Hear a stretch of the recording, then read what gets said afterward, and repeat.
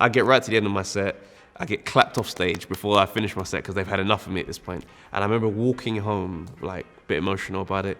And the next day, I was up writing material. I was really taken aback by how friendly people were. Like, I got in a taxi and this guy wanted conversation the whole way. Like, I'm used to getting in an Uber and just being like, shh, don't talk to me, please.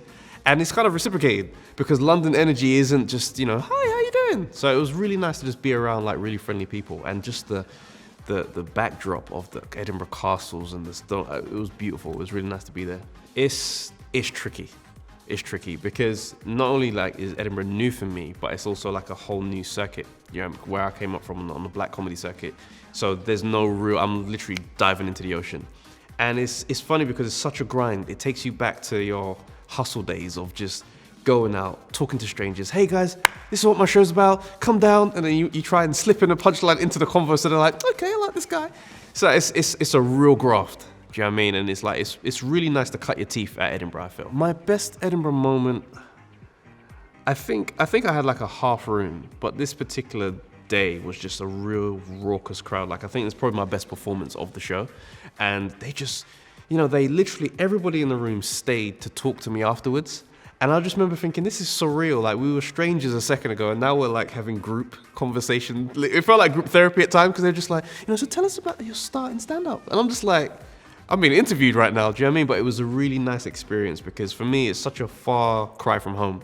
And then here we are connecting with strangers. So it was nice. I think that's the one for me. The thing is, I think Edinburgh is important for most stages of the career, to be fair. I think it's great for a new comic, and I think it's also great for a comic who hasn't gone at any stage of their career. For me, I'd been going 7-8 years before going to Edinburgh. So even for me at that stage of my career, it was a great learning experience. You perform every single day. You get to know your material in a way that you will never under any other circumstances. Do you know what I mean? So it's like you finish a set, one line could be wrong in a whole hour, and it's like tomorrow, it's all about that line. Do you know what I mean? So it's like you're constantly just working on yourself. And I think what was wonderful for me that I took away from it is just performing with no host. I could walk into a room with 1 or 50 people and it's gonna be amazing. So yeah, that's what I took away from it. The audience in Edinburgh they're different from anything that you'd experience on the circuit, in the fact that it's always changing. It's an international crowd.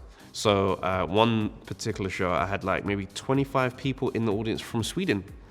And I remember just going through some of the punchlines, and it's like, sometimes they'd laugh crazy, and then sometimes they just kind of like, I enjoyed it, but so I thought, let's address what's going on here. And I just had a conversation, and they just like, I just don't always understand the references, but I'm really enjoying the show. And I was like, okay. So then I tailored everything towards, people who aren't from England. And it just became one of those learning experiences where I realized that, my material does have the range to do that, but it was also nice to just communicate with people that they're not from anywhere you're from. So it was a wonderful introduction.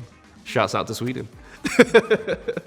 My advice for young comedians is pretty much always the same. Do it for the love. Like, absolutely love it, and with that approach to it, you'll ride the good days, the bad days, and they'll come. Do you know what I mean? You'll be on a good run. The bad day could come, but you just push through it. I think my love for stand-up really was confirmed for me, I think 6 months into my career, where I had a shocker of a gig. I mean, every joke went badly, and I'm a resilient person, so in my head, the next one will get them on side.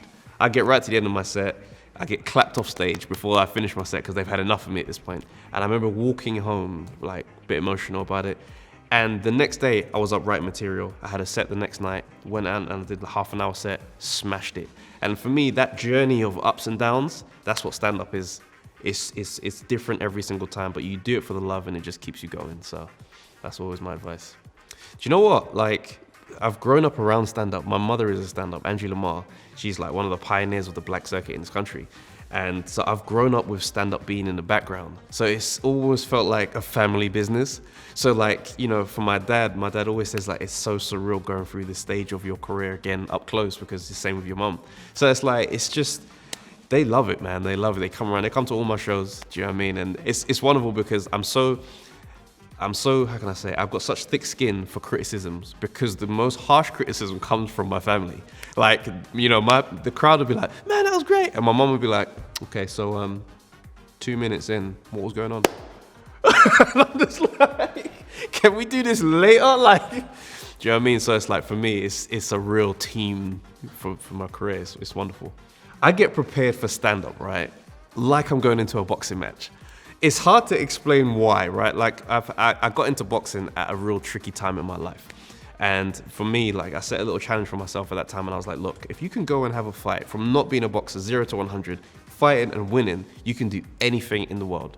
So I go back to that place whenever I go on stage, because I never take stand-up for granted. I always feel like the crowd deserve the best of me. I can never assume that because of what I've done in the past, it's gonna be great tonight. I treat them with respect. So I go back to that place of, this is the fight of your life.